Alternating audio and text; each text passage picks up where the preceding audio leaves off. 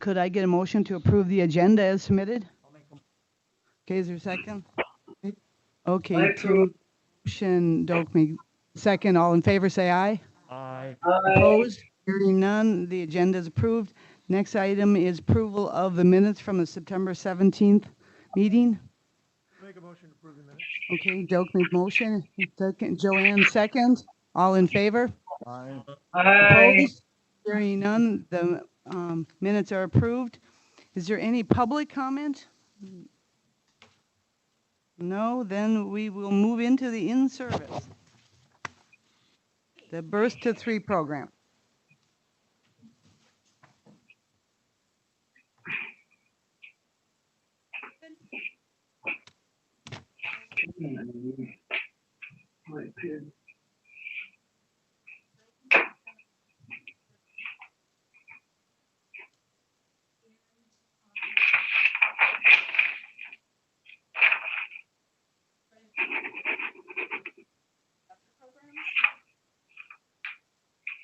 Have this mic, girl.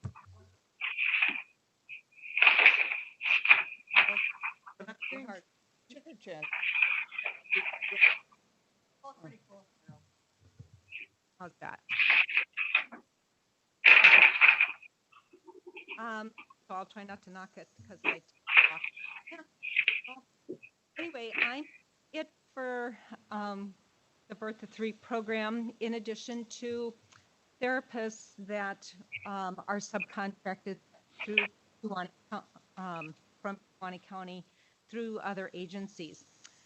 So the Birth to Three program, our objective basically is to work with babies and toddlers who maybe have disabilities or significant delays that are kind of impeding their development. So it's our goal or objective to try and kind of narrow the gap from where they are to where their typically developing peers are. And we sometimes have just a few months because sometimes children don't start a program till they're about 2.5. Sometimes we have as much as 3 years, but again, it's not always a real long time to work with these little pups to try and help them get caught up with their peers. So the Individuals with Disability Education Act has regulations that govern how our Birth to Three program services are provided. And the IDA requires the use of evidence-based practices that happen in real-life settings, and that means the child's natural environment. So myself and our team provide those services where the child typically spends their day. Be at grandma's house, it may be at their own home, it may be a daycare setting. The reason we do that is that's where children do best. That's where we get the best results, the most bang for is by working with these kids in their natural environment. Also, through the IDA, all families are guaranteed that they will be supported by a full team, which may include speech, OT, PT, and service coordination by me. In addition to that, interventionists will work alongside the parents and other caregivers to support them in their efforts to promote child learning and development in daily life activities. So those are the guidelines or the framework for all that we do with children and families. When the team of therapists and I work with families, we not only help parents in teaching their children to walk, to talk, dress themselves, but we also support the parents and the caregivers in addressing typical challenges from simple things such as weaning a child off a bottle, sleeping issues, picky eaters, not sharing with their peers, learning to use the potty. Those of you who have been parents, you kind of remember some of those milestones that maybe were tricky at your home. So those are some things that we assist with. We also, along with our cohorts throughout the state, are focusing a lot now on social emotional development. The state of Wisconsin, in their reports and their work with the federal government, have made that a focus for our programs here in the state, because we realize how important social emotional development is, especially once those children get into a school setting where they're working with other children and their peers and adults. So that is kind of another focus that we address in our visits. Today I'd like to share a story, maybe two if I have time, but I know sometimes I get a little long-winded because this is my passion. So we'll see how long this kind of takes. But I want to kind of introduce you to a child who started our program a while back, several years ago.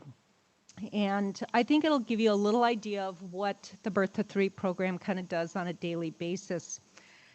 So I have changed the names so in order to protect the privacy of this child and the family.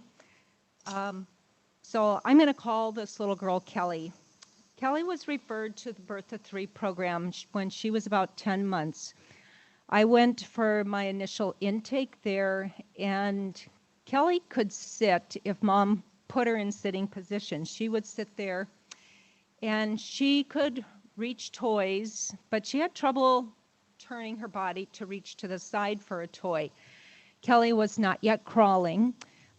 She could roll, but she could not crawl. She could not get up into 4-point position.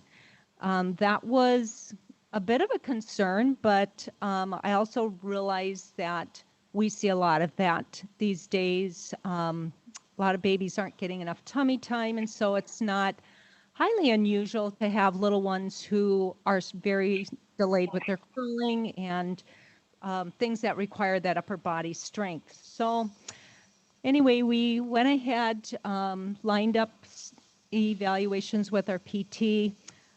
Kelly had delays that were significant enough that she qualified for our Birth to 3 program. Within the few weeks before we actually then were scheduled to start our services, Kelly was seen by her pediatrician. I believe it was for like an ear infection. She tended to have a lot of those. And at that visit, the doctor determined that her reflexes were not working properly and referred her to see a pediatric neurologist. And it didn't take long, and that pediatric neurologist had called mom and said, I want to see her immediately. I got a phone call from mom. Mom was in tears. She was crying because the neurologist shared with her that he suspected Kelly might have muscular dystrophy. And so anyway, she went in for that appointment, and then from there, spent a couple months getting physical therapy through St. Vincent Hospital, from their clinic there. And a couple months later, then started up with Birth to 3 services. And at that time, there still was no diagnosis for Kelly, but our therapist kind of dove head on, and Michelle, our physical therapist that was working with her, loves kids, and it's her passion. She is one of those people who, if there's a challenge, she's going to fight it head on. And she began working with Kelly, and it probably took about 3 to 4 months before we actually, we and the parents got a diagnosis. And even when we got a diagnosis, we kind of like, we don't know what this means. We don't know what this diagnosis indicates this child can do or can't do. There were just still a lot of unknowns even when we had the diagnosis. And so there were supposed to be visits with more specialists, with the genetic team. And I know Michelle spent a lot of time talking to mom about what were the questions that mom should get answered at those appointments and those visits, and preparing mom for those visits. And once we got that diagnosis, you know, in some ways it helped, in other ways it just created thousands of more questions, because with that diagnosis there are different types, and then there are hundreds of different subtypes, and nobody could really tell us what Kelly's prognosis was. But a lot of the specialists agreed there was no guarantee she would ever walk. And Michelle, being the perfectionist and the hard driving person that she was going to try and overcome that prognosis. What we did know finally was that based on her diagnosis, she would have a period where, I mean, her muscles were very weak, weaker than the normal child. But there would be a period where, with therapy, there would be gradual improvement until she would plateau, probably in her late childhood or teens. And at that point, it would be a matter of her having gradual decline. And that nobody could tell us when that decline would begin or how rapid that decline would begin. For some people with her diagnosis, it would mean that they would eventually be in a wheelchair. Some people even end up on a respirator. So it wasn't a great diagnosis, but Michelle took this head on and began just kind of stepping up her physical therapy that she was doing with Kelly. Now, when our team goes in and does therapy, we don't just look at what's the main concern. We really work on the whole child. So, as I said, all our kids are supported by a full team. So over the next year and a half that we had to work with Kelly, it wasn't just Michelle going in there doing physical therapy. It was Michelle's talking to mom and finding out how have things been over the past week. How did she do on the things that I asked you to work on? How's that coming? Show me what you've been doing. Has she had any medical appointments? Does she have medical appointments coming up? And then things like, what are your challenges? What should we start working on now? And then there would be time spent of Michelle showing mom activities and exercises that this family could do every day in their home to promote Kelly's development. And for me, as a service coordinator who would come in and observe these sessions probably monthly, I was there, if not more. And it was very educational for me. Michelle did a great job of constantly finding new things for Kelly to kind of work on, and yet using the things that Kelly enjoyed. So, for example, when she was trying to get Kelly to walk from her little kitchen set over to the coffee table, she would take Kelly's baby and put it on the coffee table, and it's like, oh, look, Kelly, your baby's hungry. Can you take the bottle over to the baby and feed her? And, you know, sometimes it was bringing in different crazy activities. I remember she has this little can of plastic monkeys that kind of hooked together. And she would hold this up, trying to get Kelly to stand up or to reach and hook the monkeys together by their tails. She would do the plastic bowling game and have mom then lead Kelly with two hands to try and go set the bowling pins back up or to retrieve the bowling ball. So every week, every session, it was something new, something purposeful for that child and family, but also something that would keep Kelly's interest, because with working with children and toddlers can sometimes be a challenge that you don't have with adults. If adults don't want to do therapy, they just tell you. Kids, they cry, they scream, or they cling to mom, hoping mom will bail them out or prevent this therapist from trying to make them work. So sometimes there were those days with Kelly, and sometimes she would have a fit and didn't want to do any work because it's hard.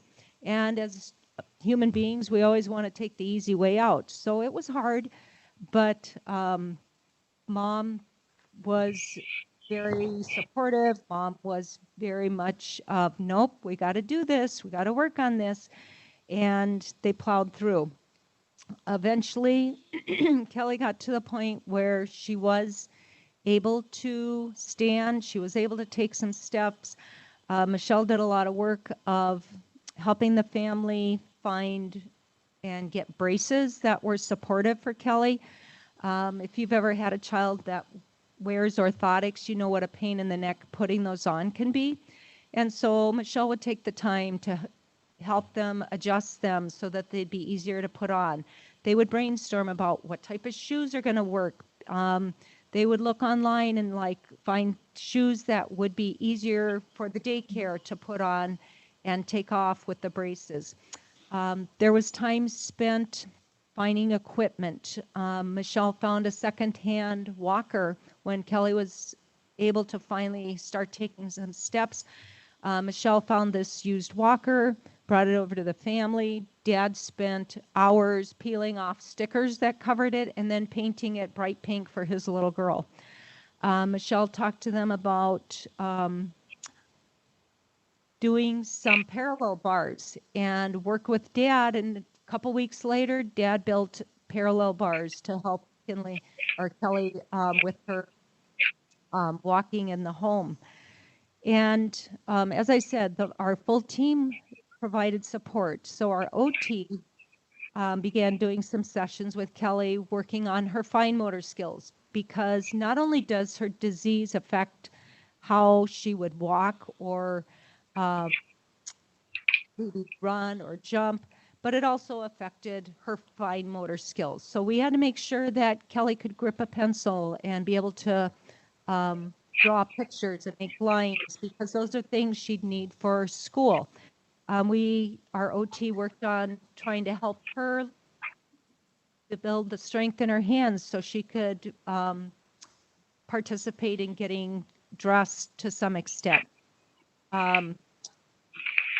Our speech therapist provided supportive ideas at our team meetings, and we wanted to make sure she had a history of ear infections, had tubes in her ears, and her language is a little delayed. So at our team meetings, we talked about, she'd give ideas to Michelle, the physical therapist, on, these are some words or sounds she should be able to make now, and here's how you can go about promoting these. And then she'd provide those ideas to the parents also.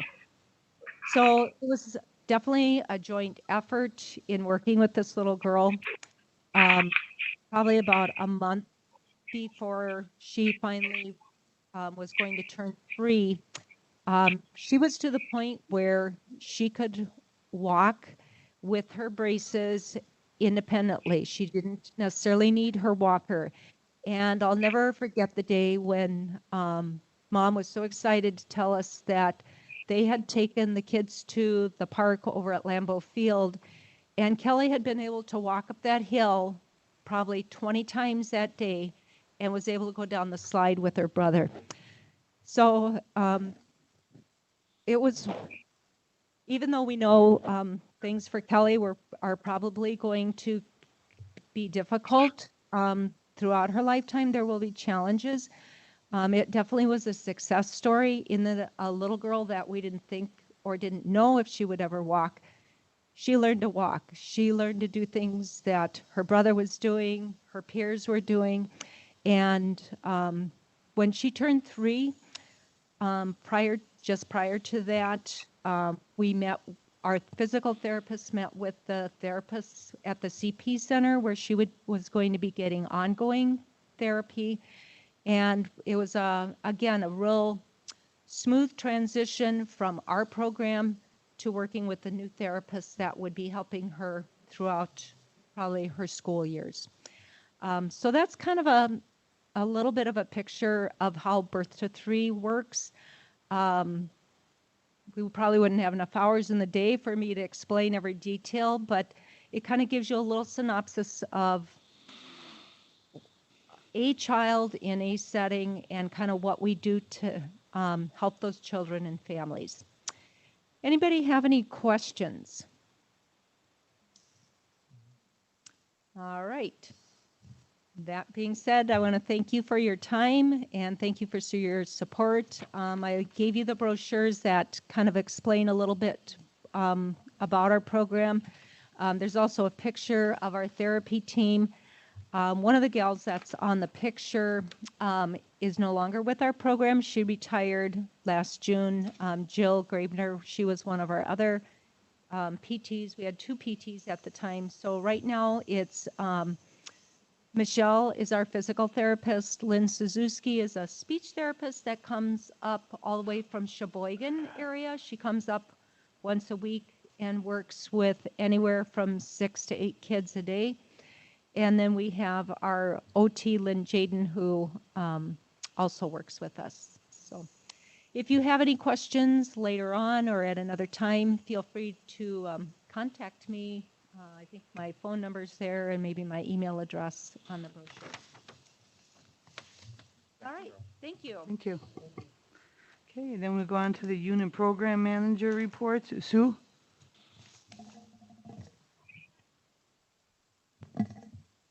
Good morning, I'm Sue Norton. I am the manager for the behavioral health programs. Those programs include the outpatient mental health services, the substance use treatment, psychiatry, our crisis program, the community support program, and the comprehensive community services program. So you have my sheet, my data sheet. It's the one that has the numbers and then the graphs are on the side of it.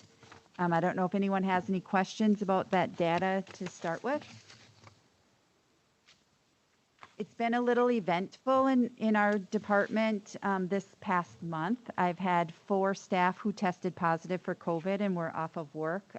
They have all thankfully recuperated or recovered from it, which has been which has been good. However, that when staff are off, it has an impact on other staff that are working, because just because someone's off doesn't mean that their clients are well and that crisis doesn't continue and the world doesn't keep revolving. So everyone just kind of has to pick up the pace. But everyone is back full swing right now, which is nice. Our crisis program has been very busy. I can say the severity of our crisis this last month has significantly increased. Currently, as of this week, we have four county residents that are in the inpatient in the psychiatric hospital, and which is A, very expensive, and B, very concerning, because the significance of these individuals, 3 of the 4 were not involved at all in of our services. The hope is when people go in that we can get them connected either to our services or services with another provider. In Kewaunee County, outside of us, there's only one other agency that provides treatment in the county. They have one therapist that goes to Algoma, and she comes to Kewaunee, I believe, maybe 1 day a week as well.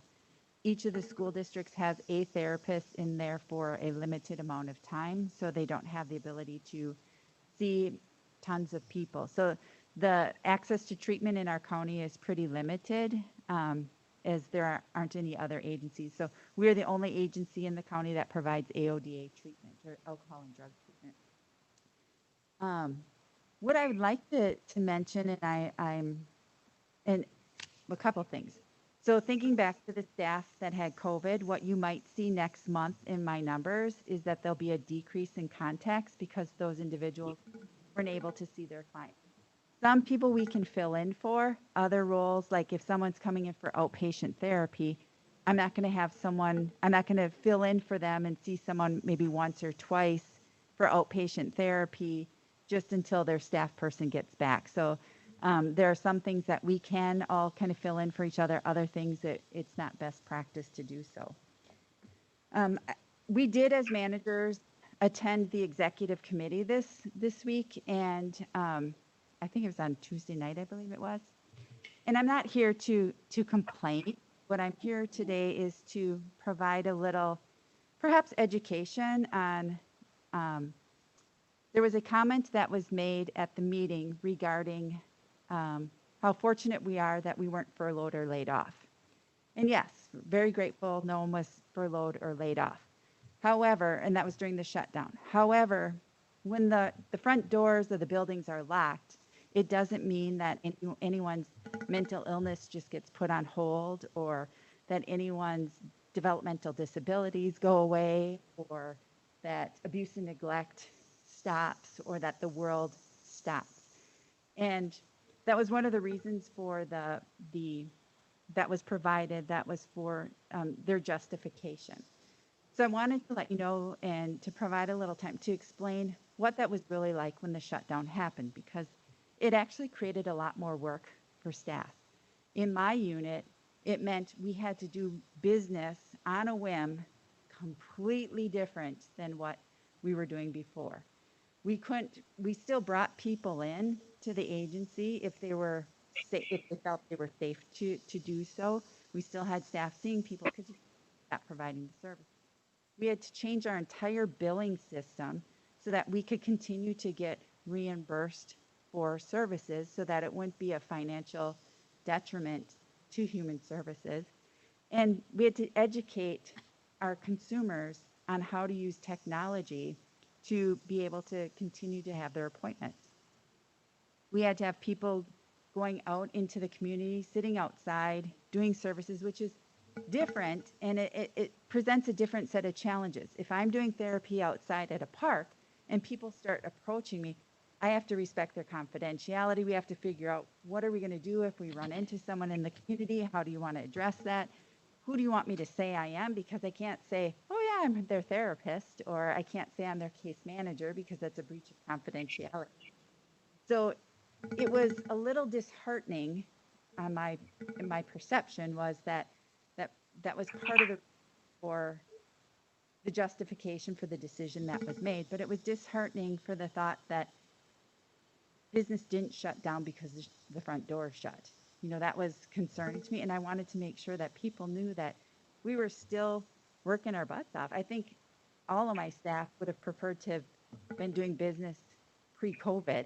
It's much easier to be able to bring people into our offices, and it's a lot more juggling, and it's a lot more efforts that staff had to make and keep things running, not only for our consumers, but my program is huge for billing.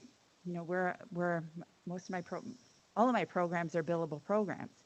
So for us to not keep up and not see the clients, outside of the fact that that would be detrimental to the client, it would have also had a negative impact on the finances of this department.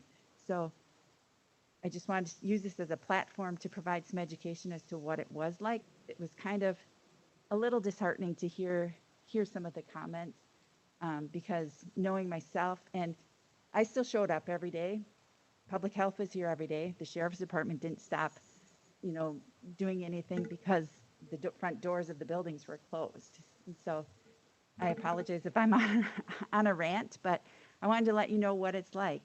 And even now, we're not shut down. The front doors are still open, but I'm sure you've heard the numbers within human services. I believe it was there 10 or 11 staff tested positive. So my staff currently are filtering in and out. We still do crisis, so whomever is on crisis rotation is coming in, because we have to be able to provide walk-in services. So if anyone walks in off the street, we still have to have someone here to be able to do it. We might do the assessments remotely. We're still going out to do the assessments, so it's really dependent on the situation and the need. So we do have some staff who are working remotely, and it was very helpful that we had the flexibility when the shutdown did happen, because there are some individuals who have small-age children, that their kids were now home from school, but they were the ones that were getting up at 4:30 and working in the morning and working on the weekends and working late at night when their spouse was home, to make sure that they were still doing their jobs, to be able to provide the services needed and to meet the client's needs. So, any questions?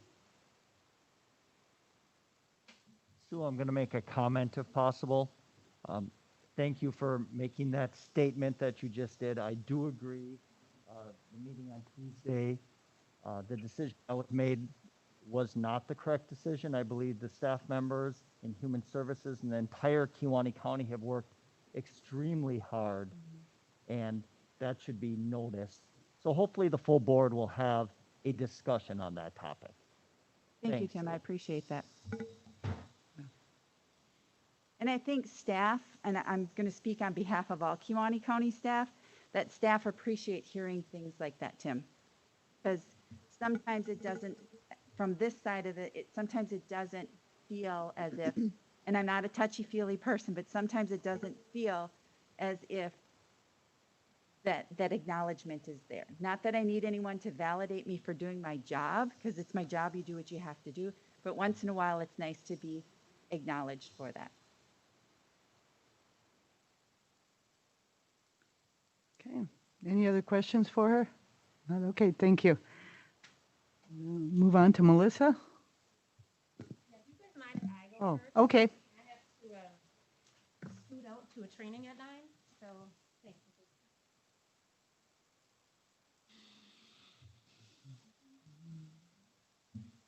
You all can see my numbers. They're not significantly changed from where they were. As far as casework contacts, we're doing pretty well in seeing people face to face.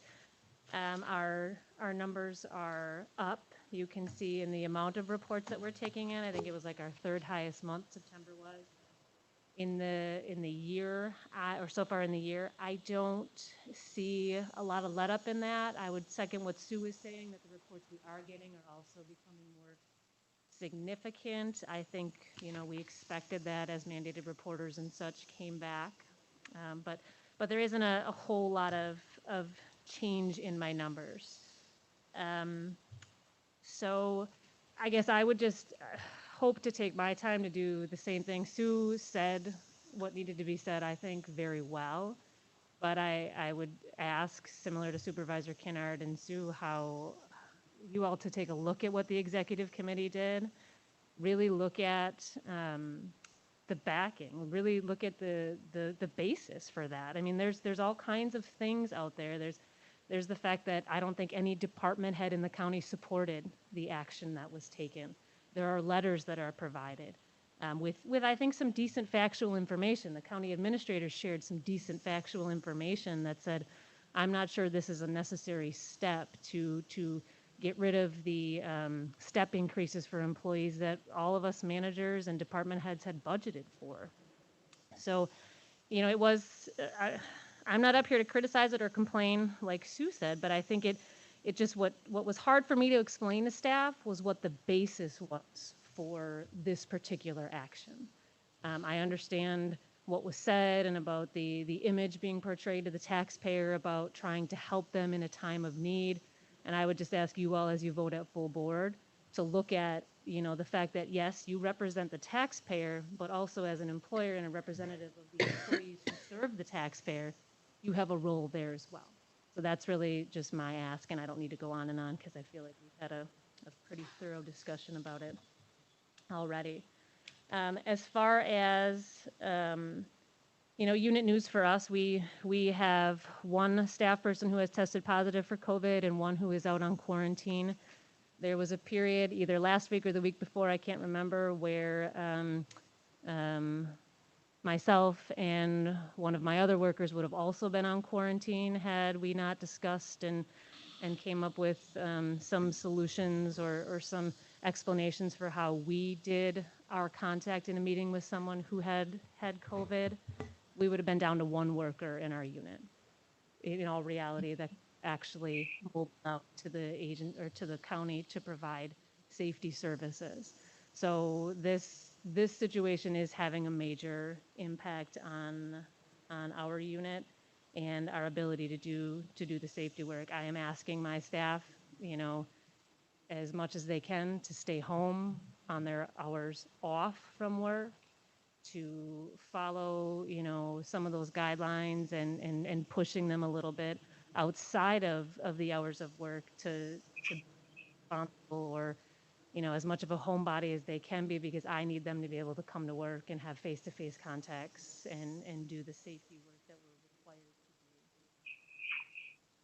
do. Again, we I have, as part of that issue and the reality that we could have been down to one worker for a period of at least 2 weeks, I have asked my staff to do alternative work site as much as they possibly can.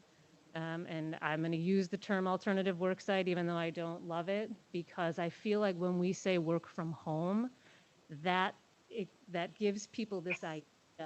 That term home gives people this idea that we heard over and over at the board, at the committee meeting on Tuesday about, maybe some idea that if we're home, we're not working. Really what it is we have moved the work site to an alternative place. It may be your home, it may be somewhere else, but it really is an alternative work site. It's not sitting at home on your couch and not completing the business of the county. Our workers, similar to they're out there doing their job, just simply didn't come into this office because we wanted to reduce the exponential contacts they could have in addition to the ones they have to have in the community. In some positive news, though, we have, I think, again this month, moved 2 kids towards some legal permanence. So I think that we have a realistic shot in this unit, knock on wood. A lot of what we do in CPS and youth justice is based on pure luck. But my hope is that we will be able to begin the year, or within the first couple months of the year, be at about 2 kids in out-of-home placement, which is a remarkable number. And it deserves some credit, and it is the work of those staff members that we are up here trying to advocate for. It is their work that is creating safety plans and strategies and building alliances and communities and support systems for children and families that are keeping that from happening. It's the work of Missy and Susie, the collective work that we are doing as a human services agency that is really pulling something off here that I think people in the state are taking notice of how it is that we're accomplishing something like that. So again, I don't want to get too bold or too positive because I feel like, that's gonna jinx us, but there really is some good work being done, and it again, to come full circle, makes it incredibly difficult to explain to staff, you're doing the work, you're reducing the budget, we're balancing, this is making sense, we're doing what we're asked to do, yet, you don't get a step increase. You do not get what you relied upon based on the previous board just a few months ago and based on what your supervisors told you. I would also ask you to look at the ways in which the board, yes, represents the taxpayer, but also, in some ways, how involved the supervisor needs to be in the micromanagement of a particular unit or an agency. So the oversight is important. It's really important to look at what we're doing and why and how and be able to explain that to the taxpayer. But I also think we have to look at how we allow our department heads and our managers to manage and how much of that input, interrupts the ability to manage and explain things and do what we need to do for our staff people as managers. So, any questions? Alrighty, thanks guys. Thank you. Thanks for letting me go ahead of Missy.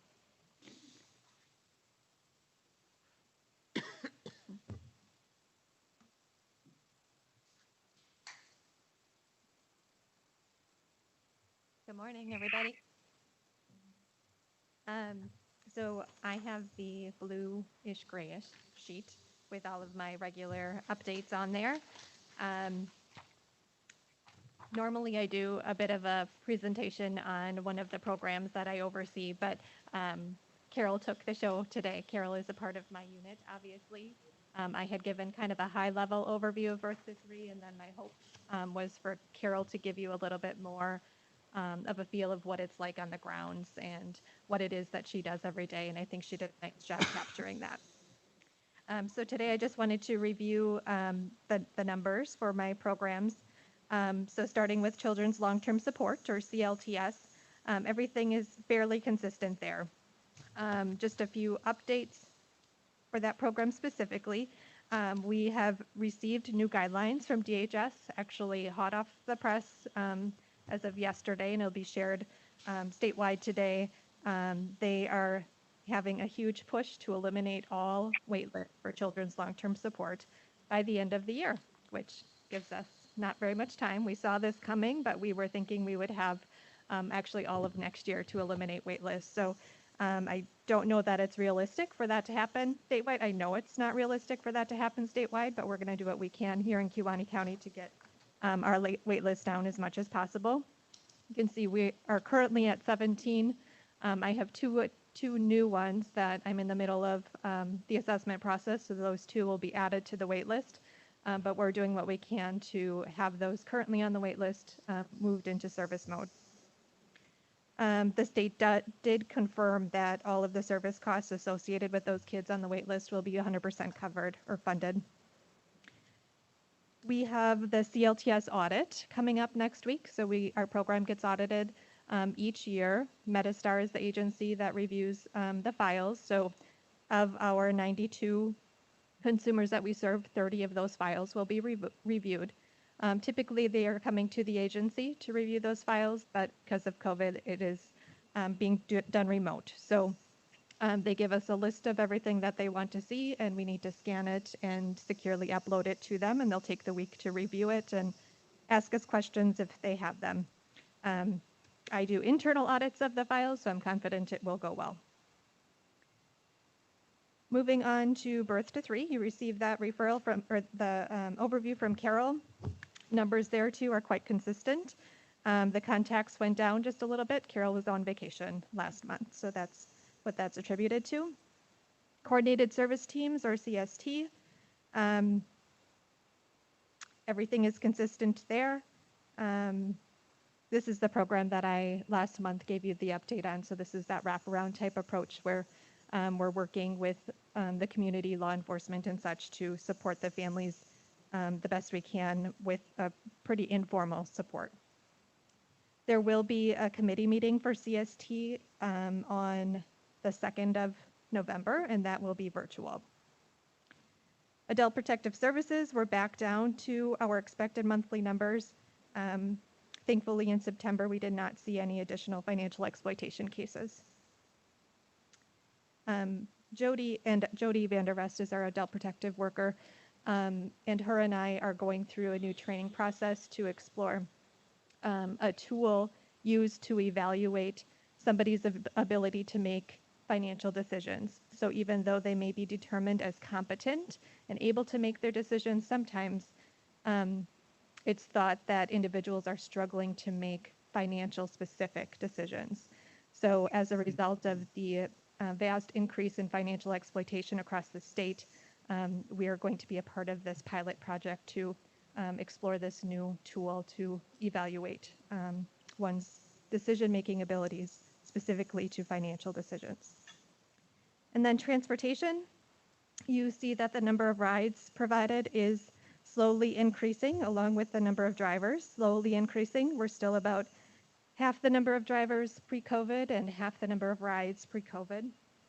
So we're not there yet, but we're continuing to try and get back on track. Still working on the 8521 grant, which provides the funding source for that program. We will be holding the public hearing in conjunction with the Transportation Committee meeting on the 10th of November at 8 a.m. Also exploring the WETAP. It's a Wisconsin Employment Transportation Assistance Program.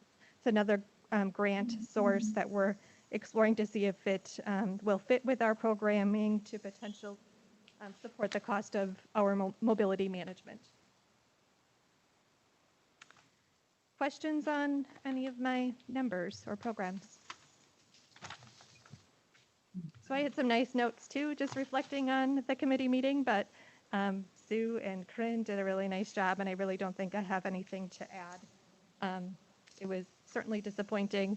I feel like I have the strongest team since I've been working with the county, so we will certainly look for other ways to support and show our appreciation for the staff. Certainly, wage increases aren't the only ways we can do that, and we'll work within our agency to show our appreciation and gratitude for them. And hopefully we don't see any turnover as a result. Just to reiterate, when the doors closed due to COVID, we did not stop working, not a bit. So we actually saw some efficiencies from staff because there was less, I guess, interruption that you sometimes see at the office. So I saw the opposite of what maybe was presented at the committee meeting, where I saw more productivity out of my staff, and they would continue to explore new platforms to interact with their consumers. The contacts didn't stop, the services didn't stop. It was just more work to try and figure out ways to make that happen as seamlessly as possible for the most vulnerable consumers that we serve in the county. Questions for me at all? Okay, thanks for your time. Thank you. Brian?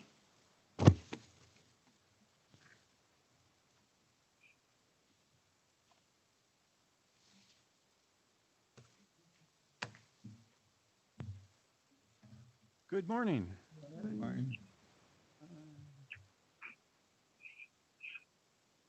I'm going to go over all my financial reports with you.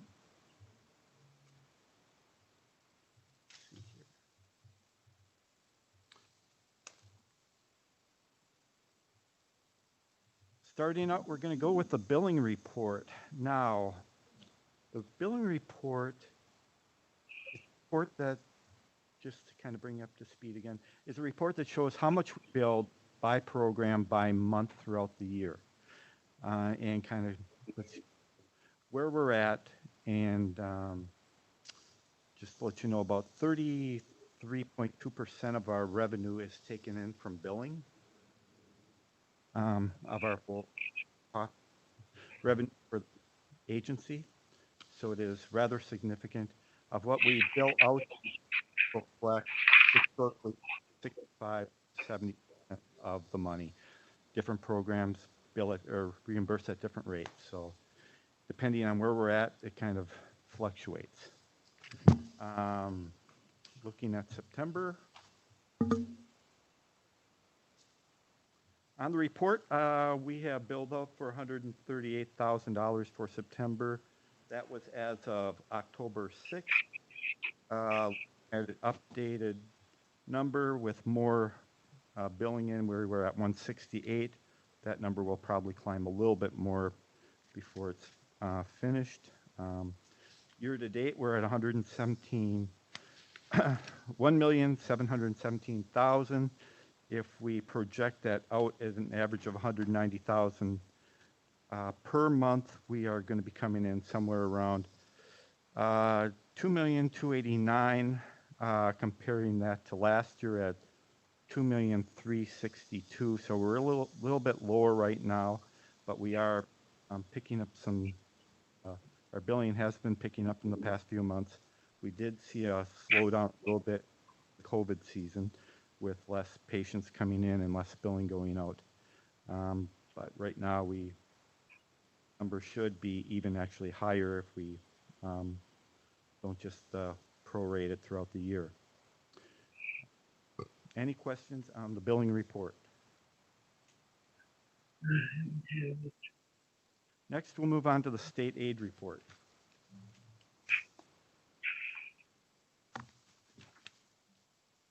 The state aid report is a report that shows what we receive from the state for different state programs that we bill out, and it is set out what we billed out, what we receive by month throughout the year.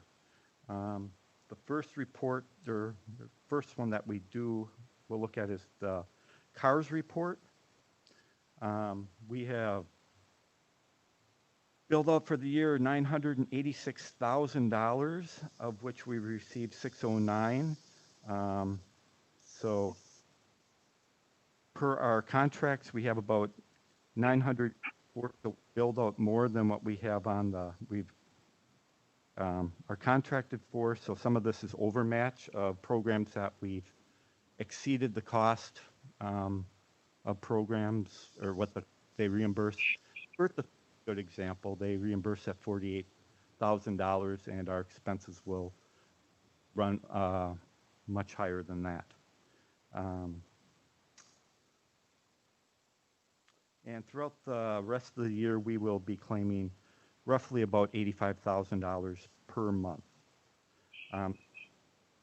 We have received $609,000 so far this year in reimbursements, but actually that number is 782. The state has reserves 25% of what the CLTS money or claims are for at reconciliation. So that's $122,000 that they have withheld. And they also take our Winnebago bill out of there, which right now is at $48,000 through August. I'm not sure what it's going to be with what Sue's information has given us, so that might kind of jump up a little bit more. So in the net, it comes out to around 609. In Sparks, this is a DS, Department of Children and Families.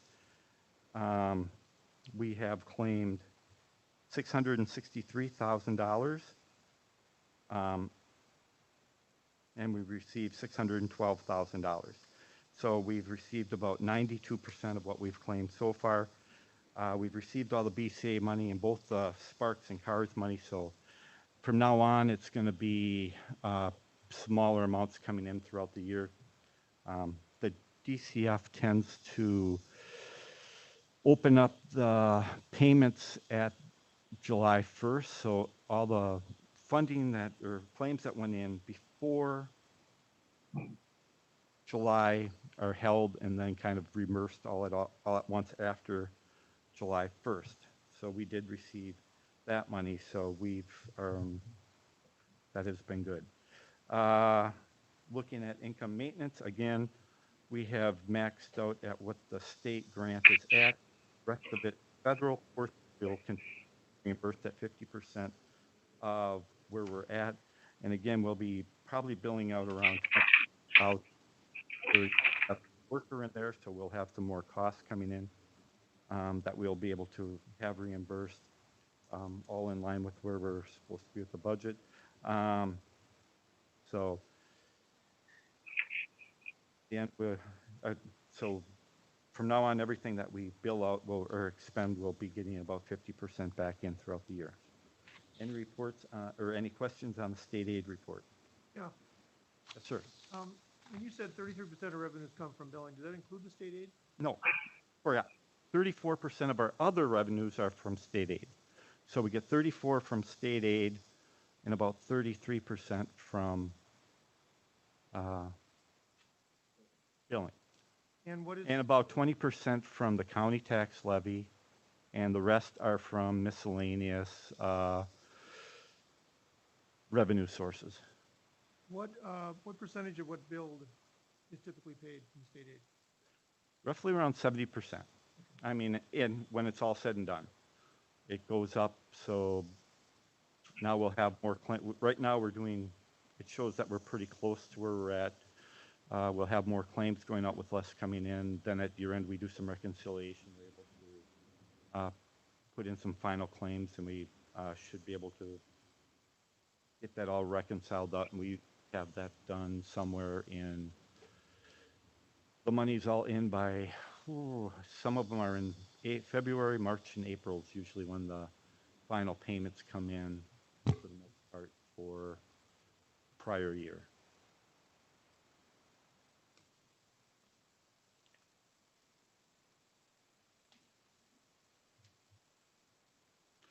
Next report I have is the contract status report.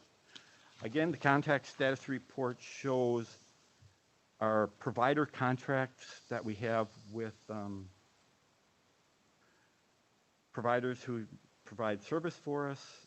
And on here we show the amount of the contract, how much we've spent with each provider by month, how much we've spent in total, what our balance is left on the contract, and what our estimated amount at year end will be on the contract. Now, we also offer contracts to different services that we have used in the past, but we don't always use. More of kind of a contingency type of contract in case we have to have a service used at short notice. So things like maybe the Jackie Nitschke Center or something like that, where we need to put somebody in or use their services on a short notice, we don't have to go through the contract process. Interrupt.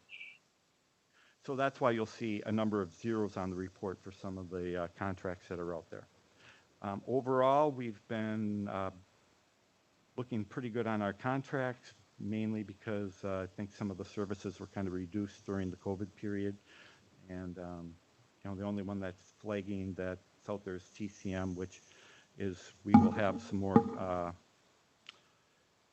They provide the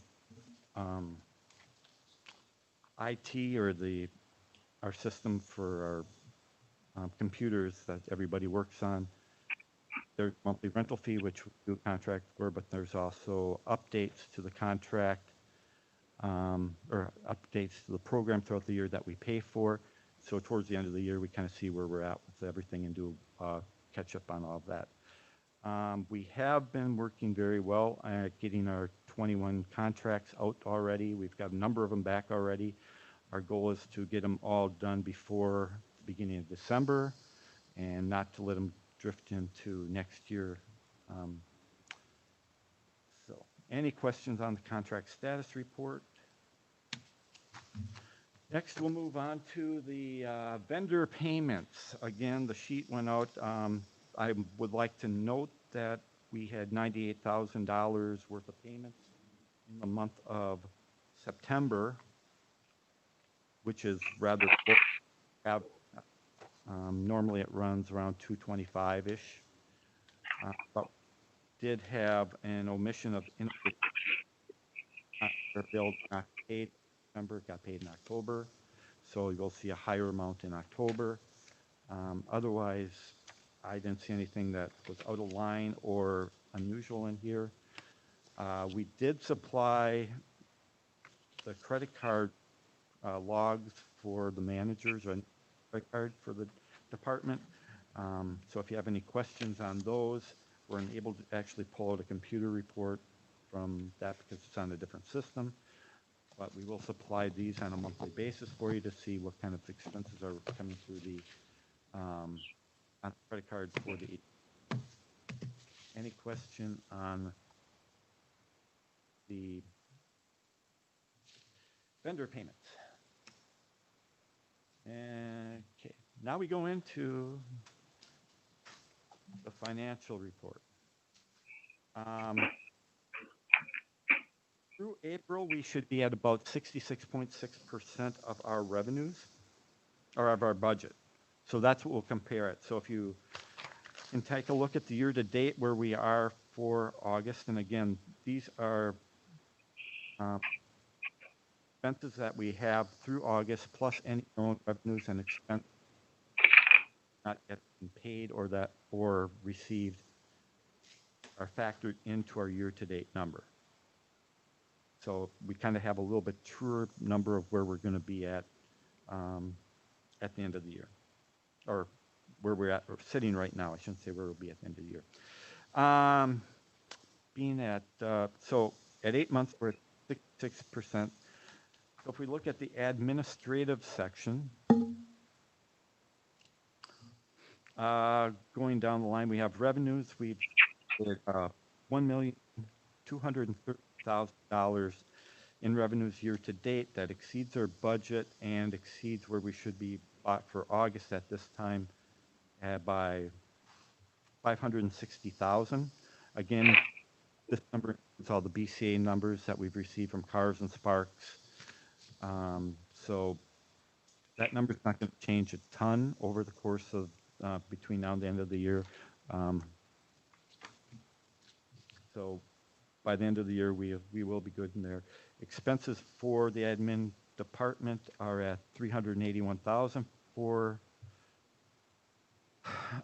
for the year, and should be at $422,000. So we're running about $41,000 better than where we should be.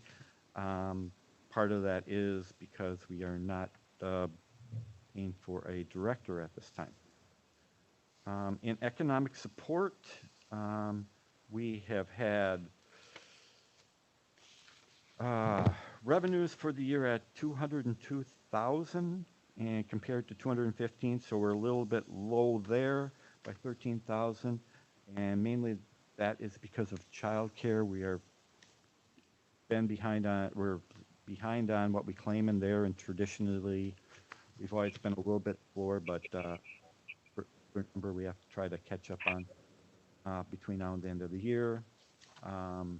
And as far as expenses, we have had 175,000 for the year, and we should be at 174, so we're right in line there. Looking at the children and families unit,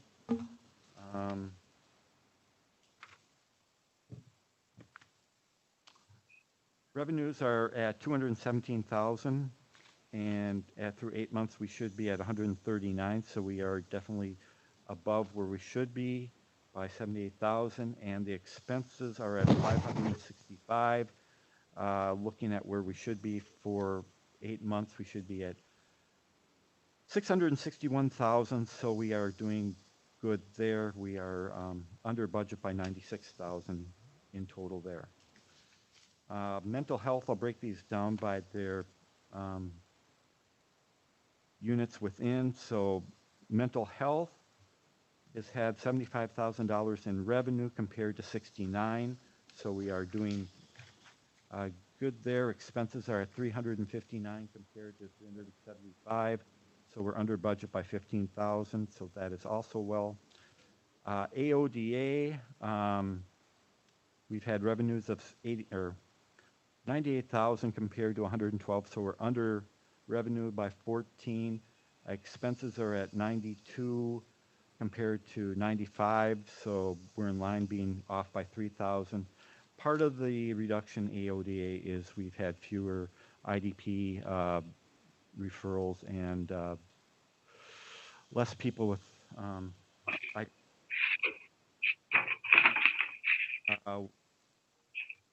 far as, and the next one is a CCS CSP unit. We have revenues of 857,000, and we should be at 987,000, so we're under by 130,000, and our expenses are at 94, and they should be at 897, so we are over by 47,000. Not quite sure if we're just behind in billing, if our expenses have been a little bit higher than normal, but I think COVID has something to do because this is a highly billed area that we get into. So I noticed that we did have a drop off in billing during the COVID season. Brian, might I add, one of the things that is part of our billing in that program is with contracted providers. So during COVID, as their own agency, they were able to make the decisions of how they wanted to proceed with business. We continued business as usual, but several of those agencies that we contract with, they reduced the services that they were willing to provide during that time, especially during the shutdown.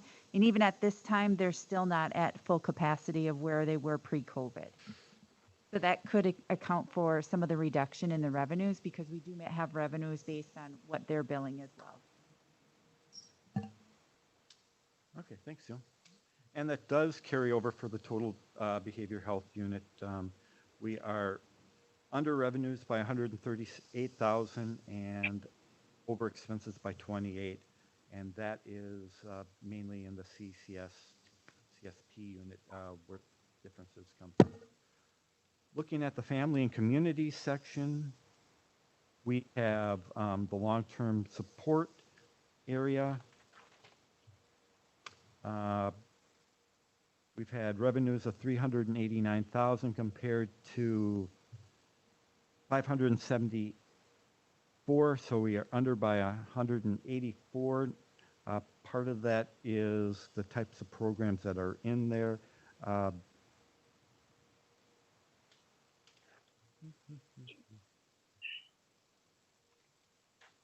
we go. CLTS, we do a lot of TPA, third-party administrator. We pull in the billing where we're at, so we've got like through July in there, so we're missing a month or so of we didn't have the data at the time to put it in what we've billed out there, so that's another amount of revenue that could be booked in there.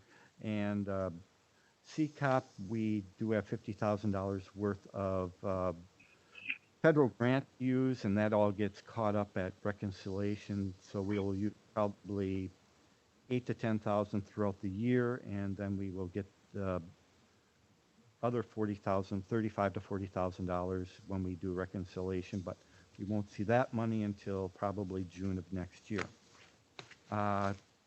And then CST, again, that is a $60,000 program. Our claims are a little bit lower in there because we have not been able to do some of the CST program expense that we normally get reimbursed for because of COVID, such as community picnic, some training that people are sent off to for weekends. So that kind of amounts there, but we are figuring out other ways to be able to make claims or to use the money that they're willing to give us. Looking at developmental disabilities, again, have revenues of 69,000 compared to 48,000, so we've exceeded our revenues by, we're over by 21,000.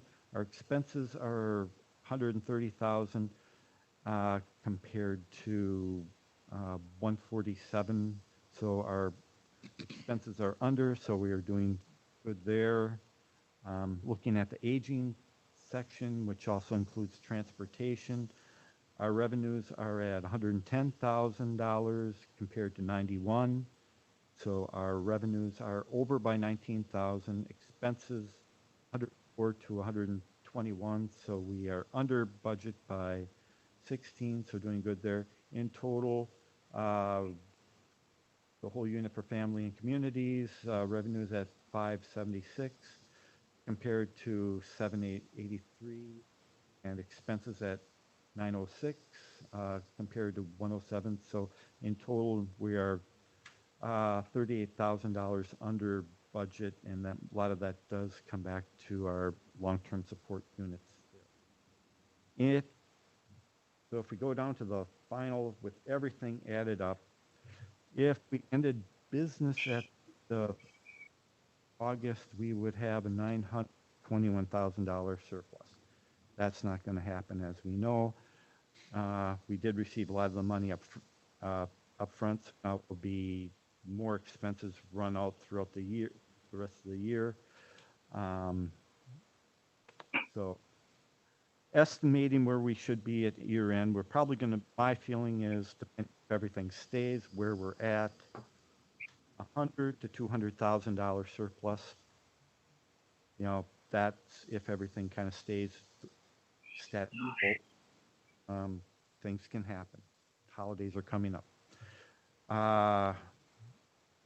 And looking at our 8 months, our goal is 66.6%. Our revenues are at 74.5, so above. We're for revenues at this point, and for expenditures, we're at 62.8. So again, we're below where we should be. So overall, we're in line to keep our finances in order. Any questions on the financial report? Brian, yes, I do have just a couple questions. Number one, I want to commend the Human Service Department for everything they are doing. Scott, you're doing a great job getting numbers back in line, so I commend you for that. And Brian, financially, and all the department heads. I do have a question, though. I heard you say early on that we have too much money in our administration because we don't have a director. Is that what you said, Brian? No, I said we are under budget. Correct. Yes. That's what I meant to say. Yes. We have surplus of money there. I'm concerned. We're not paying a director because Scott's our interim. Is that correct? Scott is what we consider AMSO. Okay. He's in a different pool. We do get a charge for Scott and for everybody in total that works, say, upstairs in the finance department, throughout the billing for insurances and that, it gets all allocated back out to all the other departments. So we don't get a direct charge for Scott per se. But It comes Scott, in as a our, roundabout way that gets allocated out throughout everybody. but what I'm asking is, we're not paying a director, correct? Scott is our interim director, Correct. correct? So that money is in the budget, but is not being paid out to anybody? Is that what you're telling me, Brian? Correct. Okay. And this is news to me. So Scott, may I ask that question point blank? Are you not getting a stipend or a bonus for filling in as our interim human service director? No, I am not. I would go with a couple different things, Supervisor Kinnard. One, as a salaried employee, I'm paid whether I work 4 hours a week or whether I work 64 hours a week.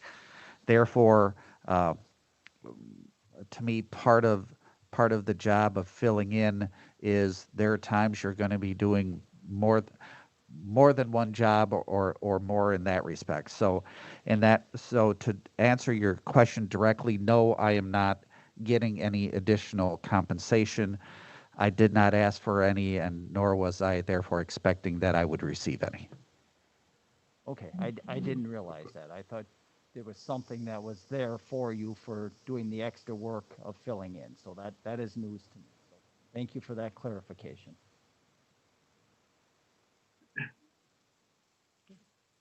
Okay, thank you.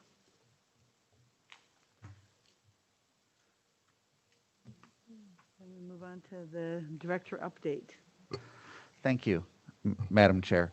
I had placed in the packet a memo. There had been a question regarding the Human Services Fund balance and how, as the interim director, I was planning on trying to address that fund balance deficit. First of all, I apologize for, I'll call it 6 pages. I believe it's 6 pages. I didn't paginate.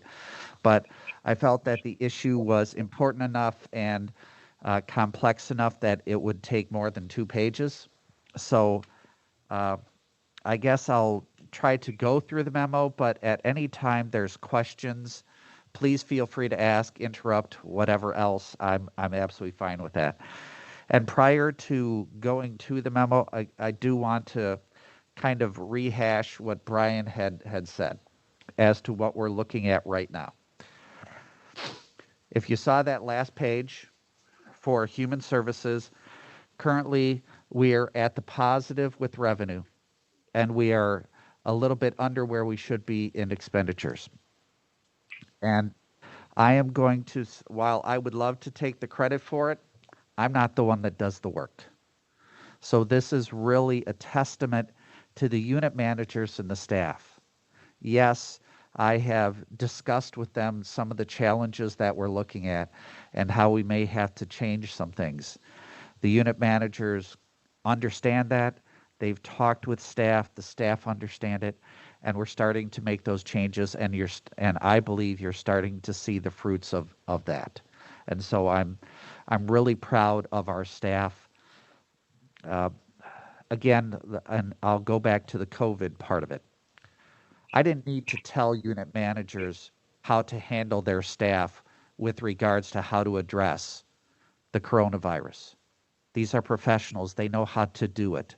I didn't need to tell Corinne that her staff needed to be out of the office. I didn't need to tell Melissa that she needed to therefore do alternative work sites and make sure that her workers could not only take care of their kids who are at home, but also do their jobs. I didn't have to tell Sue to have people only come in that needed to be doing crisis or the like. These are all trained professionals that know how to do their job. And I think what we're starting to see is we're really starting to see the fruits of that labor. So before I went on to anything else, I wanted to basically acknowledge the work that our staff does and how they do a phenomenal job. As for the Human Services Fund balance, yes, as county administrator, now I'll put on my county administrator hat, this has always been a concern for me. Why? Because the Human Services Fund is supposed to take care of those years that There's money that goes in when we have a good year, and there's money that's taken out when we have a bad year. Well, it seems like we've been for the last 6 years having continually bad years. And so as county administrator, I continue to ask, well, why is this the case? And so I'm sorry, I actually jumped ahead. Again, the purpose of a department fund. What we could do, and there's nothing that prevents us, we could have that every single department in the county be a general fund department. The reason why we have a number of county departments that have their own fund is because there's a large portion of their revenue that does not come from tax levy. So therefore, the reason for that fund is when there are good years, that money can therefore carry over to deal with the bad years. The easiest one that the best example I can have is in the highway department. So the highway department has the roads and bridges fund. So let's say that it is in 2020, it's a light winter, and therefore we don't have to do as much plowing. We budget roughly we budgeted $740,000 for 2021 for plowing and winter maintenance. So let's say it's a light winter and it only costs them $650,000 to do that. Well, there's $90,000 then that's placed into the roads and bridges fund.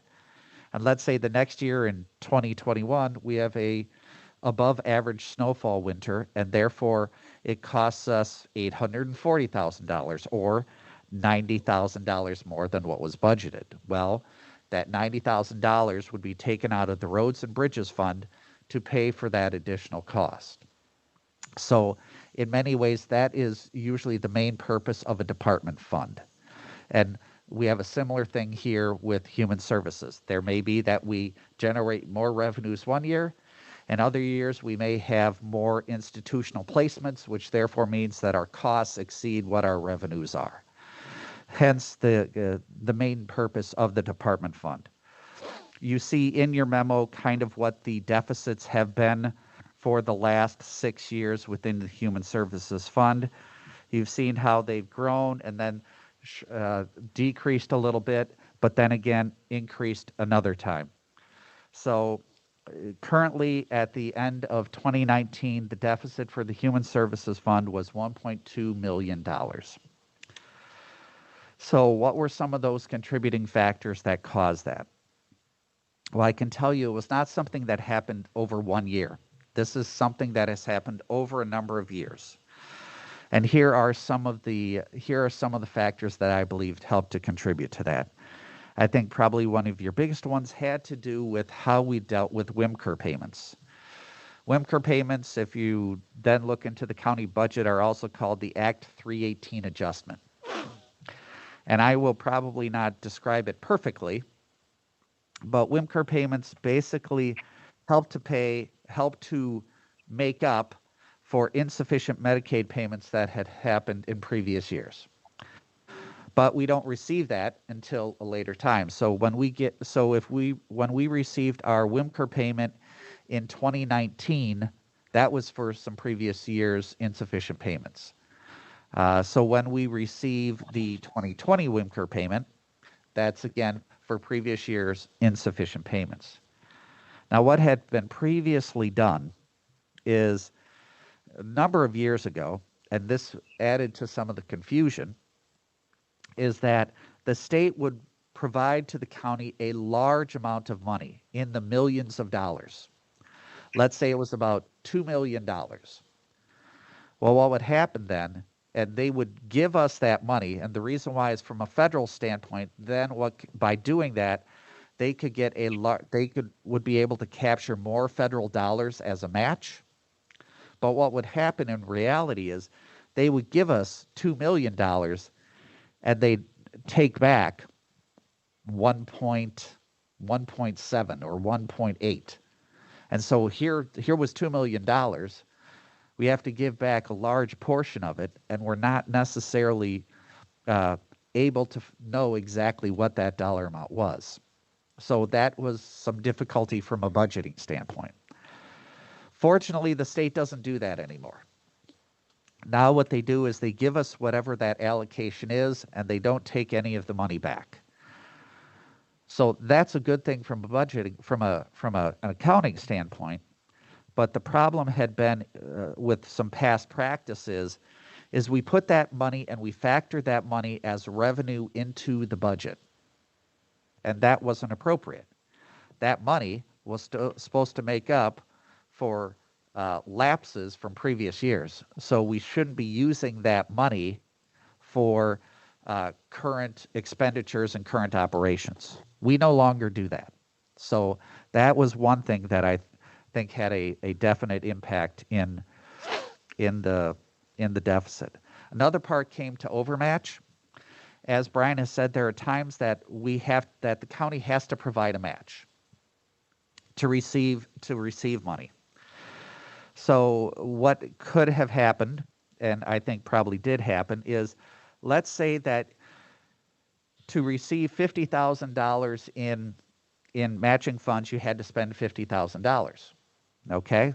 And that's all well and good. So we budgeted $50,000 in expenditures to receive an additional $50,000 in revenue. So from a budgeting standpoint, the revenue would be $100,000, $50,000 from levy and $50,000 from the match. Well, what could happen at times is, okay, you could go over that match and still receive dollar for dollar. So if we spent $60,000, we'd receive $60,000 in match. But if we only budgeted for $50,000, then what would happen is we still receive the $60,000 in revenue, but we spent an additional $10,000 more than what we had originally budgeted. Therefore, at times causing a deficit because we only budgeted for this and we weren't thinking about, yes, you get the match, but that overmatch you didn't budget for. Couple other items in there, and they're in some ways related, has to do with revenue projections. Since I've been county administrator and looking at the Human Services Department budget, when we look at revenues has always been I don't want to say crapshoot. We have not been good at providing good, accurate revenue numbers.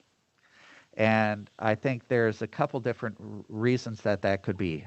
And I think one of them is the very next part, which has to do with time lag. We provide a service, we bill for it, we get the money 2 months later. So a lot of times, because of the lag, we're not necessarily knowing where we are from a revenue standpoint until 3 months or later into the year, which therefore makes it very difficult to try to take any actions to address that. So from a revenue projection standpoint, that has always been an issue.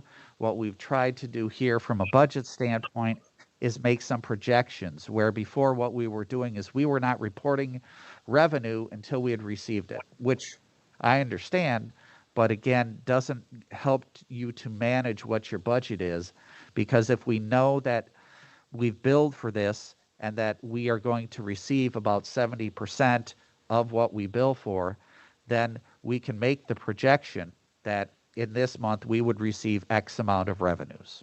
So that helps from a budgeting standpoint. Last but not least has to just do with the financial reporting. Brian, when did you start? Okay. Prior to Brian starting, the position that Brian replaced was an administrative assistant. And while the administrative support is an important thing, and eventually we may need to look at that, I felt as county administrator it was extremely important to have a certified professional accountant doing the financial oversight and accounting. The department's budget is roughly between $5 and $6 million a year. To me, that's significant. And to not have a CPA, therefore providing the financial management and oversight of an enterprise that is $5 to $6 million, I think is unconscionable. And therefore, I felt it extremely important to have that. Brian has been here for 3 years. With that, we continue every single year to get more and more accurate data, more and more accurate numbers, which therefore allows us to do better management from a financial standpoint and from a program standpoint. The committee, as well as the unit managers, as well as the human services director, is receiving more accurate, more detailed financial information than they've ever gotten. And to me, you cannot do good management if you do not have good numbers. And so I do want to applaud Brian for the work that he's done. So with all of those items, how do we address those items? As I had said previously regarding the WIMCR payments, we do not budget those, and we will not budget those. So therefore, any money that we receive, that money can be therefore applied to the Human Services Fund. In that same respect, from an overmatch standpoint, we will not do overmatch unless we have the money budgeted to do that. From the time lag and the financial reporting, as I had just stated previously, Brian's doing an excellent job of trying to give us current and accurate information, which allows us to make good management decisions. And I think what you've seen just from this last finance report, we are really starting to do that. We're really starting to look at those types of things and see where we may need to address some things. And I'll give one perfect example, and this actually kind of leads into data collection as well. As Brian had said previously, that we have 20% come from tax levy, 10% come from other, 34%, a third coming from billing and from state aid. So when we talk about billing, that's again billable hours. And we had never really put together or tracked what we were doing for billable hours. And I can tell you, as we started to look at that, and talking with the unit managers about the need for billable hours and what the expectation is, the employees have risen to the occasion. We're continuing to see progressive increases in the amount of billable hours. I believe, in fact, I'm confident that we will have more billable hours in 2020 than we did in 2019 or 2018. And when we have more billable hours, that's more revenue. And I'll even go one step further, because it isn't all about the money. You don't get to bill if you don't provide a service. So if we're doing more billable hours, we're actually providing more services. Or if we're not providing more services, we're, at least from an administrative standpoint, identifying the services that we were already providing but never billed for. So I'm really proud of what the staff has been doing. It's very encouraging, and I think that will continue to improve. The other part about this billable hours challenge that I had been giving to the staff is, we just started this in July. And so we're only a few months into this. I've asked this to be done throughout the end of 2020, so that way we have a good data set as to what should be the expectation to the number of billable hours an employee should be able to bill in a month, in 2 months, and actually eventually to what a year is. So I'm really happy with what has been done so far in that respect. As for how do I address the fund deficit over a certain period of time, I hate to try to give a specific date, but I'm hoping to try to have this done within 5 years. So again, the most difficult part about human services and budgeting for that is there's a couple different things, and I had thrown this in there, is we're talking about a client population that inherently is unpredictable. If they were predictable, they wouldn't necessarily need services. So uh, Sue had just said, we just had 4 people that had to be placed, had to be institutionalized.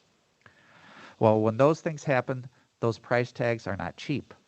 So we only budget for what we think is going to happen. And that's where I'm going into the whole budget savings part of it. There may be some concerns as to that the department may want to misrepresent their budget to therefore to show savings that can then go towards the fund balance deficit. And I understand some of that concern. I really do. I'll go with a couple different things as to how I budget, whether it would be human services or whether it would be the county. I'm fiscally conservative. I don't think there's a single person on my staff that say that Scott is not fiscally conservative. So when I do that, I try to underestimate revenue and overestimate expenses. And the reason why, especially from a human services standpoint, is if we have extra revenue, that's a good thing that even if we didn't have a fund balance deficit, that may allow us to provide more client service. If we overestimate expenditures, then if we're under, all the better. But if we didn't do that, then by not overestimating, you have a greater chance of having a deficit, which is harder to address. And that's where it goes to the last part when we're talking about savings. There's a bunch of different components of a department budget, whether that's human services or not. But I'll stick with the human services budget. You have salaries and wages and benefits. And for the most part, those pretty much stay stagnant. You have, here's your folks, yes, you have a certain amount of increase for the salaries and wages, but that's not going to swing wildly. Same thing with what I would call travel or cell phones or some of what your operational costs. Most of those are not going to change either. The cell phone cost is going to be the same. The copier cost is going to be the same. There might be some inflationary types of things, but again, not any type of wild things. So then where the real variability or volatility of expenses would come has to do with the clients. If they're in the AODA program, do they have to receive residential treatment? If they're in the community services program, are we needing more services from East Shore Industries? If they're in child protective, do we need to pull them out of the home and now do out-of-home placement? If there's birth to 3, because we must, by law, must provide services to those that are eligible. If all of a sudden we have 5 more clients than what we had originally budgeted for, that's going to be a cost that we must absorb. So what happens is we try to now focus on those lines from an expenditure standpoint that deal strictly with clients. Now if we go on the other side to the revenue, because we must look at budgets being both expenditures and revenues, the place, again, from a state aid standpoint, the amount of state aid that you're going to get year to year, for the most part, is not going to change. The state is pretty miserly, and so therefore, the amount of money they give year to year from a state aid standpoint usually does not increase very much. In that same respect, the tax levy is kind of the gap. But where the variability comes is those reimbursements, those intergovernmental transfers. And the number one item where that is the Title 19 Medicaid reimbursements. How do you get how do you get those Medicaid reimbursements? Through billable hours. And that's again why we have, as a department and as unit managers, have started to focus on those billable hours, because it's the billable hours that to a certain degree that we can control. Because if I have an employee that in an 8-hour day is only billing for 2 hours out of their 8-hour day, that's going to have a fiscal impact. If they can bill for 5 to 6 hours out of their billable day, then that's going to have a much greater and more positive financial and revenue impact than if they were only billing 4 hours a day. So we have been trying to focus on those things as well. I'm trying to think if I have anything else. I think those are the main ones, but if there's any questions per se, I guess, and I'll go to my last point, is that the ultimate goal that we want to have is, as a county and a human services department, is we wanted to provide the best services we can with the money that we are being provided. Ultimately, it's the county board that determines what is the allocation that the human services department is received. And the most difficult part as a county administrator is the need is always going to exceed the amount of money that's available, always. And then if you compound that there's 24 other departments involved as well, that makes some of these decisions difficult.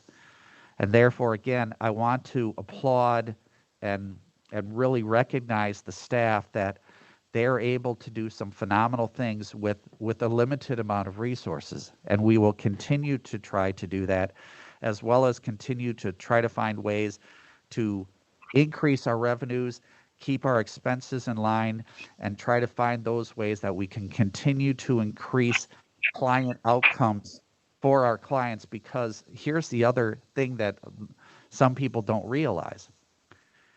If we're doing our job right, then what happens is actually our costs go down. Because if a client no longer needs our services, then we don't have to pay that cost to provide that service. And that's ultimately what we want to have happen. Is the ultimate goal would be to have no clients whatsoever. Now that's unrealistic, but the whole thought is, from a philosophical standpoint, is that we're addressing the needs of the client, helping to provide those outcomes, and doing it in such a way that it's meeting our budgetary limits. So if there's questions or otherwise, I can try to answer them as best as I can. Yes, Supervisor Baker. First, thanks for putting this, helped me a lot understand that there is a plan to get the deficit resolved. There were two things I had questions about. One is, during Brian's presentation, he did mention overmatch, and I wanted to understand, is that an overmatch, what the nature of that overmatch is? And then the other question was, we had, there is this discussion, things that we can be doing ongoing to make sure that we're improving or making progress on cost controls. Would that to the agenda, something, and have you had any ideas about what those things might be that we would put on? I'll start first with the overmatch, if I may, Supervisor Baker. And I am going to try to do my best, but I have at least 3 unit managers here, so if I screw up, please save me. When Brian's usually talking about overmatch, I'm sorry, 4. I had Linda and Mark hiding you, Corinne. I apologize. So, when he's talking about overmatch, again, with some programs, overmatch is required. You have to spend X amount of dollars. And so when he's talking about I guess I would call it match and not overmatch. Maybe Brian misspoke and didn't really mean overmatch, but match. So when he was talking about that, these are the monetary requirements or spending requirements that those programs have that the county must spend. Another fancy word for it is maintenance of effort, where you have to spend a certain amount of money to receive money from the feds and the state. And so when Brian was talking about, that's what he was talking about. Not that we have necessarily gone over what that limit was, but that we're paying up to that limit. You mentioned, though, there has been a trend in the past for doing that. Is that something you are monitoring? Or that this is at least, like, in birth to 3, is that required that we pay it for our provider services regardless? Birth to 3 is a mandated service by law. So regardless, we have to provide the services. There's an assessment. The plan is made, and with the plan, outlines what the services are. Those services must be provided. So there are certain programs where services must be provided regardless of the cost. There are others that if you're wanting to receive a certain amount, there's a match involved. And then there are others that I won't say that the level of service could be determined, but how that is determined is, and I'll use CCS as the perfect example, is an assessment is done. Well, this is true of most of the programs. An assessment is done, and from that assessment, what happens is a treatment plan, a recovery plan, a service plan, pick whatever word you want, plan, and what that does is that then identifies the services that are provided. So from a CCS standpoint, a lot of times what you'll see is there's a certain amount of case management. There may be medication and medication management in there. There may be individual skill development that is required, and as well as there could be psychotherapy that is involved. So all of those are then listed out into the service plan, and they will then delineate that how many hours of that service will be provided per month. And so what has happened also within that assessment is here are the goals we would like to see achieved, or what we're going to try to achieve over 6 months. And so the service plan talks about the services that are going to be provided, what the cost is, and they're also going to say what the goals are that we want to see done in 6 months. So then in 6 months, the service plan is reviewed. It may stay the same. Some services may be reduced. Some services may be increased.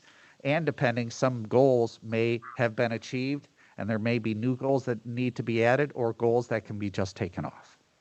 Did that answer the question at all, Supervisor? Got off on a sidetrack. I apologize. I just wanted to make sure that you mentioned in your description of how we're going to control costs that there have been overmatches in the past. Correct. It sounds like there are various reasons for those. And you said in the future we will not be, or we're going to be controlling those tighter. Correct. I do not have, so I do not have a specific measurement at this time, but that is something that I'm working on. And are those, I guess, the nature of those now, are they isolated cases when those would happen? Those are things that would, you could report back on when they do occur? I would think so. I'd have to have first the conversations with my unit managers as to, okay, is this happening? Why is this happening? What is the justification? So that would probably be on a case-by-case basis. So, and then you had asked second about things ongoing. Could you repeat that question, Supervisor Baker? So all I was looking for is some way of tracking that on a monthly basis like we do all the rest of the for the Human Services Department. Way that we see that there's attention to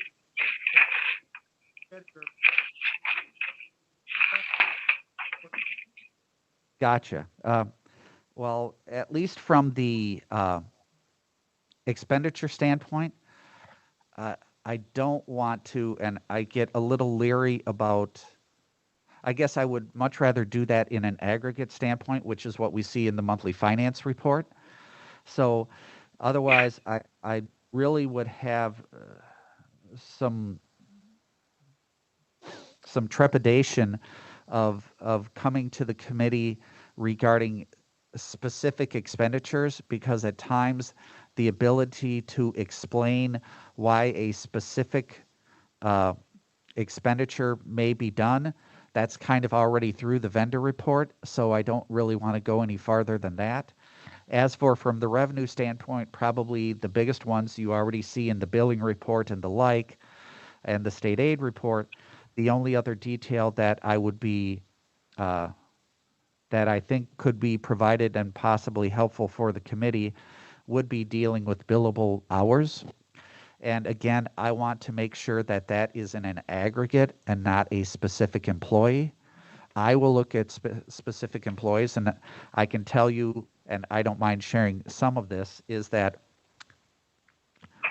after doing the challenge in starting that in July, I won't say 100%, but we are seeing a considerable increase of employees taking that challenge seriously and increasing their billable hours, which is very encouraging.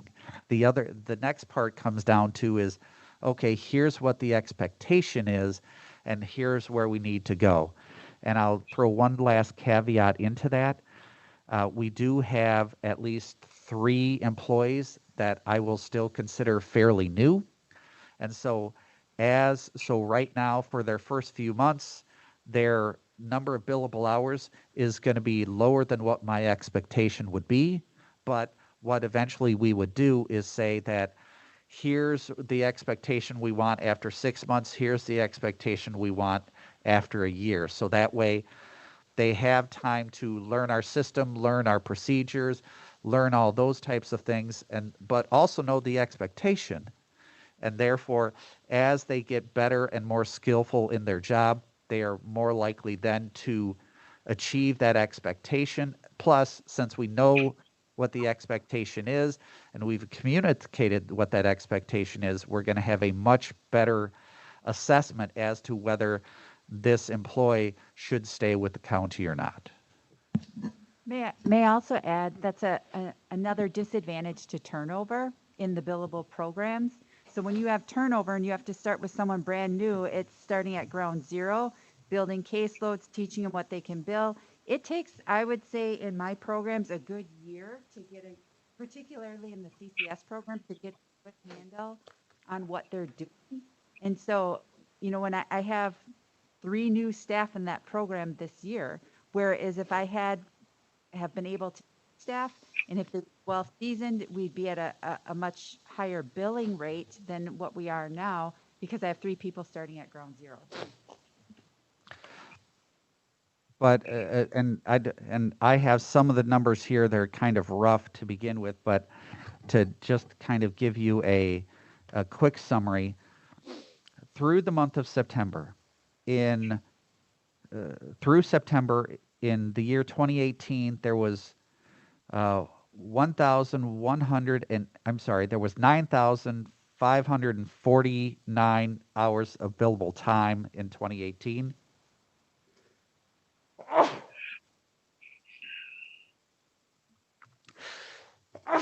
Excuse me again. In 2019, that was 10,205 hours. And right now in 2020, it's 10,103 hours. But I am extremely confident that 2020 will exceed 2019 in billable hours. And the reason why I'm confident in that is because then when I go by the per employee standpoint, I'm seeing that in 2020 for a number of our employees, they're at some of their highest per month billings that they've had over the last 3 years. So again, I'm feeling confident that by the end of 2020 that we will have more billable hours than we had in 2019 or 2018. So to me, those are some positive things. Yes, I can try to put together some type of billable hour report for you from for the committee for an aggregate standpoint, if that's what the committee would like. I think the financial reporting is fine today. That's just the one side of it. But you picked a couple of practices you want to move on throughout the year.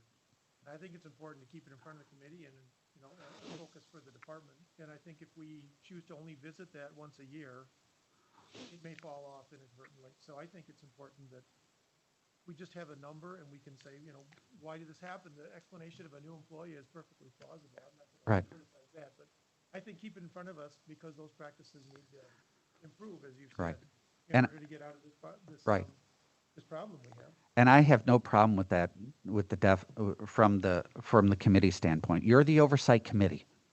So to me, depending on, for the most part, regarding the information, if you're wanting data and numbers, absolutely, because then that helps you to assess how I as an interim director is doing and how we as a department are doing. And therefore, if there are certain issues that I had identified and and the numbers aren't doing as they should, then you have every right and should say, well, Scott, you had identified this as an issue. Tell me why then it's not going towards your expectations. And therefore, if there is something like a new employee, which therefore affects that, or if it's look, we all have multi-year veterans here, and the billable hours are going down. Well, why is that? And the other part is where there could be anomalies. Why? Because you could have a month of July where the numbers go down from compared to other months. That could be vacations, that could be weddings, that could be a whole variety of different things. But still, with that data, I should be able to respond and therefore address what some of those anomalies may be. And I don't have a problem with that at all, Supervisor Baker. Are there other questions that people have? I'm more than willing to address any of this. Well, then, just as a closing comment, again, I know I've said it more than once, but I really have to commend the staff. I really do. The unit managers and the staff, in the respect that they understand the problem, they're looking at the problem, and they are just as committed as I am to try to address some of these things. And they are true professionals. So again, I just wanted to recognize the staff for the work that they do. Thank you, Madam Chair. Scott, I do Yes. think that the citizen members didn't get this. It was in the packet, Supervisor Teskey. It was in the packet. To the citizen members? I send the packet out to all members, so if they got the packet, it was in the packet.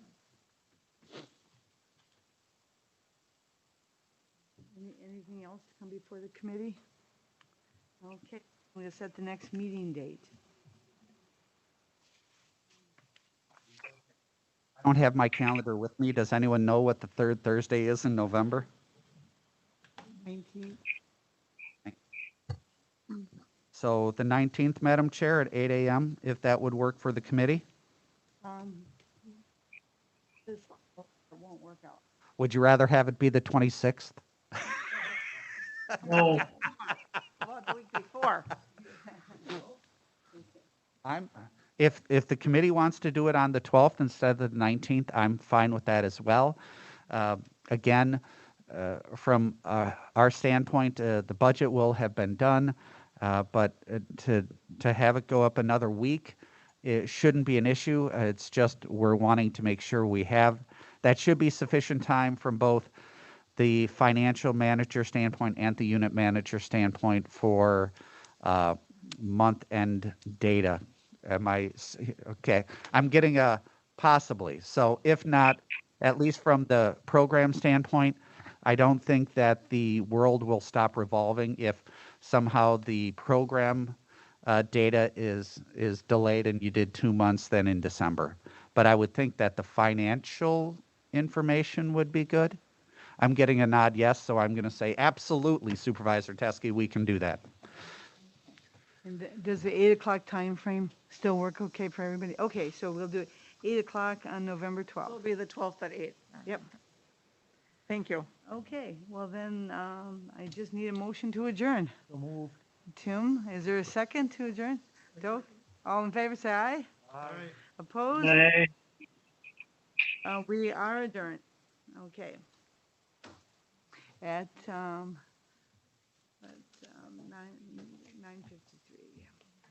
Okay.